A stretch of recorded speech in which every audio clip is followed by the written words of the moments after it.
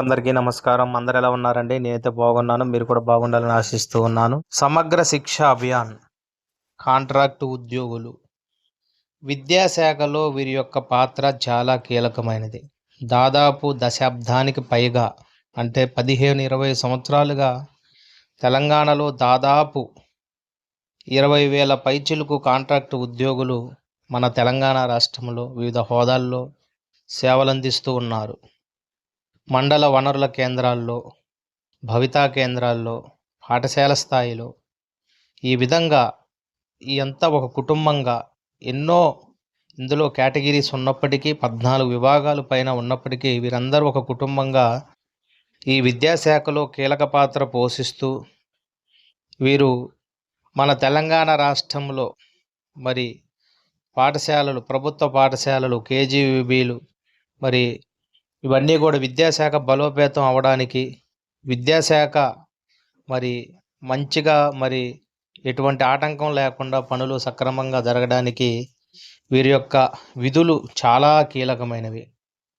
అయితే ఇక్కడ సమస్య ఏందయ్యా అంటే 15-20 సంవత్సరాలుగా వీరు పనిచేస్తున్నప్పటికీ వీరికి శ్రమకు తగినటువంటి వేతనం లేదు.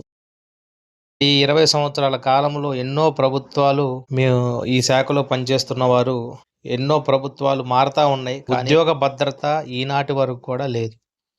కనీస వేతన అమలు కూడా ఇంతవరకు నోచుకోలేదు. ఈ విద్యారంగంలో ఎంతో కీలక పాత్ర పోషిస్తూ ఉన్నారు. ముఖ్యంగా ఈ సమగ్ర శిక్ష అభియాన్లో మండల వనరుల కేంద్రాలు పనిచేసే సీసీఓలు, ఎంఎస్ కోఆర్డినేటర్లు, మెసెంజర్లు, భవితా కేంద్రాల్లో పనిచేసే ఐఆర్పీలు, స్కూల్ కాంప్లెక్స్ లెవెల్లో సిఆర్పీలు, పాఠశాల స్థాయిలో ఆర్ట్ క్రాఫ్ట్ పీఈటీలుగా పనిచేస్తున్న పీటీఐలు, మరి కేజీబీలో స్పెషల్ ఆఫీసర్లు, పీజీ సిఆర్టీలు, పీఈటీలు, కంప్యూటర్ ఆపరేటర్లు, ఏఎన్ఎంలు, వర్కర్లు, డిపిఓ కార్యాలయంలో పనిచేసే ఏపీఓలు, సిస్టమ్ అనలిస్టులు, డేటా ఎంట్రీ ఆపరేటర్లు, అటెండర్లు, ఇంకా అనేక రకాలైనటువంటి ఉద్యోగులు ఒక కుటుంబంగా పనిచేస్తూ విద్యాభివృద్ధికి మరి ఎంతగానో కృషి చేస్తున్నారు. కేజీబీలలో ఉత్తమమైన ఫలితాలు సాధించడంలో వీరు ఎంతో కృషి చేస్తూ ఉన్నారు. మరి సుదీర్ఘకాలంగా న్యాయ పోరాటం అయితే చేస్తూనే ఉన్నారు. సమగ్ర శిక్ష అభియాన్ ఉద్యోగులు తమ సర్వీస్ రెగ్యులరైజేషన్ కోసం, పే స్కేల్ అమలు కోసం మరి సుదీర్ఘకాలంగా పోరాడుతూనే ఉన్నాం.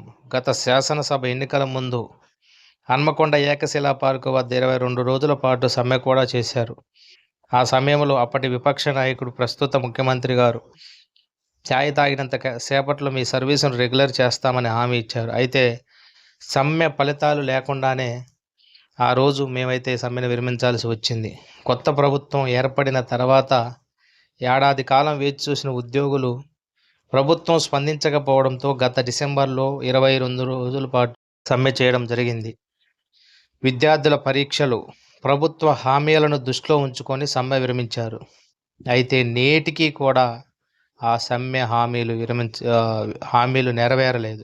సమ్మె విరమణ సమయంలో ఇచ్చిన హామీలు ఏ ఒక్కటి నెరవేరలేదు. ఆర్థిక సంబంధిత అంశాలను 3 నెలల్లో క్యాబినెట్ సబ్ కమిటీ ద్వారా పరిష్కరిస్తామన్న హామీపై 6 నెలలు గడిచిపోయింది. నేటికి స్పందన లేదు.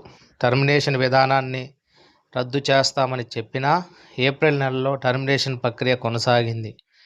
28 రోజుల సమ్మెకాలపు పూర్తి వేతనం చెల్లిస్తామని ఆనాడు హామీ ఇచ్చారు. కానీ అది నేటికి అమలు కాలేదు. పార్ట్ టైం ఇన్స్ట్రక్టర్లు ఎన్నో ఏండ్లుగా 10 నెలల వేతనంతో వాళ్ళు జీవిస్తూ ఉన్నారు. మరి వారికి కూడా 12 నెలల వేతనం చెల్లిస్తామని హామీ ఇచ్చారు. అది నెరవేరలేదు.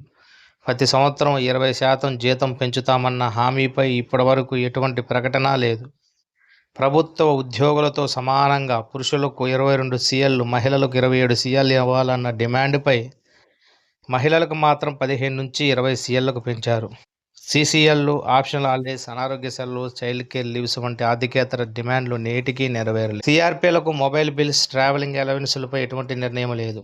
డేటా ఎంట్రీ ఆపరేటర్లకు మొబైల్ బిల్స్, ట్రావెలింగ్ అలవెన్సులపై కూడా స్పందన లేదు. రెసిడెన్షియల్ పాఠశాలల సంఖ్య పెరిగిన నేపథ్యంలో కాంప్లెక్స్ సంఖ్య పెంచాలన్న డిమాండ్ కాగితాలకే పరిమితమైంది. రెగ్యులర్ పోస్టుల భర్తీలో కాంట్రాక్ట్ ఉద్యోగులకు వెయిటేజ్ ఇస్తామన్న హామీపై స్పష్టత లేదు. ఉద్యోగుల హోదా సూచించే పేర్ల మార్పుపై ఆర్థిక భారం లేని డిమాండ్ కూడా నెరవేరలేదు. ఇలా చెప్పుకుంటూ పోతే మరి 28 రోజుల పాటు ఎంతో కష్ట నష్టాలు ఓర్చి మరి ఎన్నో కోటి ఆశలతో కొత్త ప్రభుత్వం వచ్చింది, మా జీవితాలు మారతాయి, మా జీవితాల్లో వెలుగులు నిండుతాయి, మాకు ఉద్యోగ భద్రత కలుగుతుందని ఎన్నో కొండంత ఆశలు పెట్టుకొని మరి దాదాపు 6 నెలల కాలం పాటు మరి వారిచ్చిన హామీలు నెరవేరుస్తారేమోనన్న ఆశతో ఉండడం జరిగింది. నిన్న జరిగినటువంటి సబ్ కమిటీ మీటింగ్లో కూడా కనీసం కాంట్రాక్ట్ ఉద్యోగుల గురించి కానీ, అవుట్సోర్సింగ్ ఉద్యోగుల గురించి కానీ మరి ఎటువంటి ఊసు అనేది ప్రభుత్వం సాంకేతిక అడ్డంకులు లేవు. కాంట్రాక్ట్ ఉద్యోగులు రెగ్యులరైజేషన్లో సాధారణంగా సాంకేతిక న్యాయపరమైన అడ్డంకులు ఉండవచ్చు, కానీ